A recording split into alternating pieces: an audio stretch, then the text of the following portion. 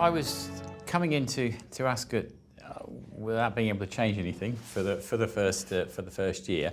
It did allow me to observe a lot of things, and what was interesting for me was the amount of physical marketing that goes on around London, as an example. Everywhere on the tube stations, there were just flyers everywhere, and it touches a little bit on your point before about augmented reality. So, looking at how you can make that asset come to life. So we've been exploring that with a view to making every one of those pictures something that actually is three-dimensional and has a video playing on it. So and because you push it through the app, it's not even reliant on Wi-Fi. And you can have trigger points, you can have treasure hunts, you could have something that actually brings that experience to life just by holding it up to a picture. And my view is that that's how you could potentially engage, because I often find if we push people towards an app, one of the big challenges is what do they do with that app when they're not in the venue? If they don't come regularly, how often do they even look at it, and do they delete it and then just download it again next time they're coming? Yep. And I think there's an opportunity to make it, again, I'm talking from Ascot's perspective, but Ascot, because it's not just about the racing, certainly Royal Ascot, it's about the fashion. So you could have trigger points for us, February, March, April, all in the run-up to the actual event itself, using whether it is that asset of the app or using other assets around it that we're pushing out there.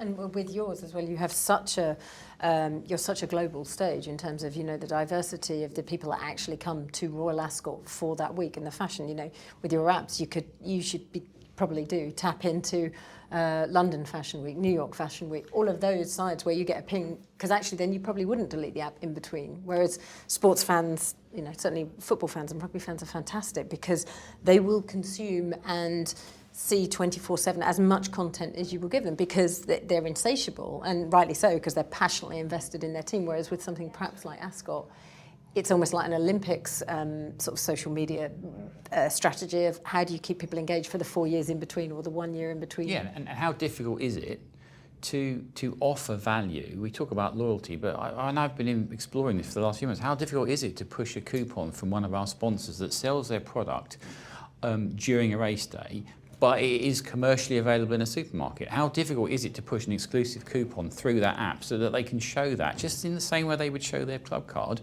okay, if they went to Sainsbury's or Waitrose? It's not that difficult. The data regulation, though, is becoming tougher and tougher on that type of cross-population. Well, we are a very, very big sport in Ireland and very, very small in the rest of the world, so the technology for us is essential. We stream all of our games to a worldwide audience, which we couldn't do. We couldn't broadcast it because they wouldn't be big enough for a broadcasting company.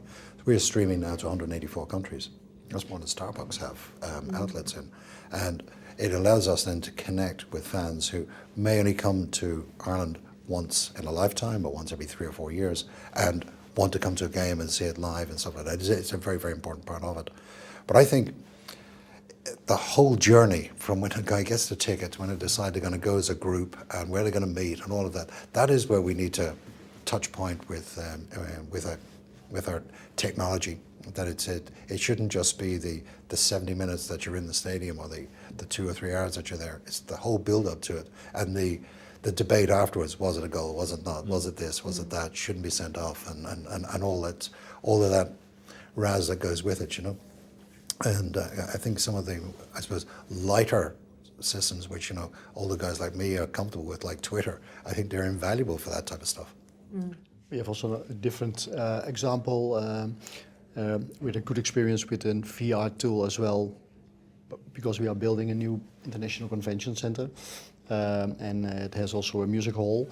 And it was very difficult before we built it to sell it to the organizers of conferences and exhibitions, and because the building was not there, of course we had some maps. Then we built a VR tool for them, and now they can put glasses on, the VR tool in. It was quite easy. It was not expensive, and we sell the rooms now quite easily because you can walk through the building. It's quite a nice experience, and you can do some nice things as well. So we broke ground this summer. It has to open late 2020, and the schedule is quite full now, because of the VR tool that we use. It's another example, not only from outside, but before the building must even be built, to sell the possibilities, and you can make it unbelievably real in that tool nowadays. I mean, certainly the conference and event side of our business, when we did the rebuild, the only way you're going to fill the stadium is by having large conferences and events. And actually the virtual reality tour that you can do, which everyone, is familiar with in their own stadium, it's revolutionised, I think, how conference and events bookings have gone, because suddenly actually the people that are booking venues, most of them operating a year, 18 months, 2 years lead time, to be able to just not have to send your team from the US to actually physically go and see, or just some pictures. Yeah. You can actually walk around the stadium.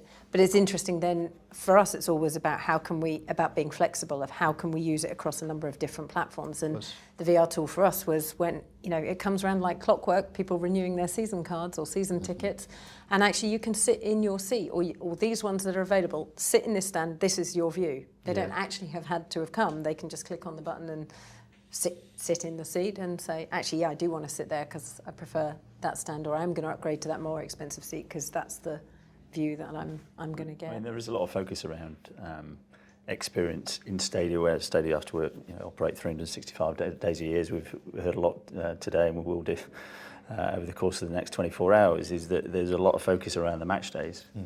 I've actually very rarely seen innovation around AV use and technology use around your day-to-day run-of-the-mill conference and events. I'd be interested to hear if there's other good examples, because I really can't think of a lot of venues who are using the AV technology and the screens to really innovate around the C&E customer experience. And I think it's a challenge for us working in the sector to see whether we can move that on and really try and innovate in that space, because I haven't seen it. I'm sure you can, I just haven't seen it. I think we're looking, because we're going through a full box refurb at Ascot, it's a lot of box owners will want their pictures of their racehorses framed and up there. I'm pushing for the idea of actually don't put picture frames in there, put TV screens which are framed, which are readily available now. So it doesn't only give that box owner the opportunity to digitally put that asset there, but it allows you to re-theme the room through IPTV immediately. Yeah. So if somebody is using that room to host it for a specific event, there's no need to take the asset down and put something else up. You literally just press a button. And so that's the approach that we're going to look to take, because then it is future-proofing the box. It is still keeping it traditional, because to all intensive purposes, when it's switched off, it actually looks like a picture frame, and you can choose what asset is on there. Yeah. But you can then just at a click of a button, as I said, re-theme the room. And whilst it's more expensive probably initially, actually long-term in terms of the ops hours of times, and because we're a dual-use stadium, every match day we change from rugby to football and football to rugby, and actually the man-woman hours involved in changing those assets over. Exactly. Everyone talks about what is the next big thing, and we've been talking about it already back in Bristol about how do we make our tunnel, which is, the inner sanctum route, you want to, make your teams walk 2 inches taller, actually imagery massively helps. And actually to be able to change that imagery at any point in the season because someone's suddenly injured or they've left for another club, to be able to change that with the flick of a switch and a new digital asset upload is far less cost than having to have a whole reskinned tunnel and imagery physically being. So whilst it is probably more expensive, I think, like with all things technology, the price is gradually coming down and down and down. I think that'll become normal. Putting a nail in the wall, okay, getting somebody to put it up, okay, making sure that they make good where they've taken down all of that costs money. Okay, you have a couple of visits like that in a box, and that's a screen. I think between the two of you, you've made some interesting points there about doing that piece well. I think something that Stadia have been guilty of particularly is looking purely at the match days and then trying to squeeze anything else in that they can. So we've now got this space, so let's try and chuck a conference into it, but it's primarily there for hospitality on a match day, so no, they can't do this and no, they can't do that. And that mindset is shifting into, it needs to be a best-in-class meeting and events experience, best-in-class convention or conference, and then a best-in-class matchday hospitality. And the only way you can do that is through having the dynamic approach to what you can have in that room at any point in time. So rather than just the projector is there, because that's where we beam it to the big screen on a match day, because this is where our fans congregate.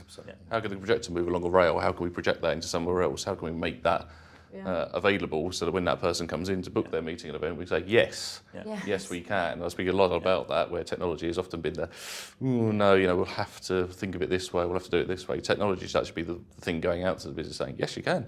Did you know we can do this? Yeah, we can put those lights onto that same piece and create a light show alongside an audio-visual experience from screenage. Yes, we can do these pieces because it's coming back to the best in breed.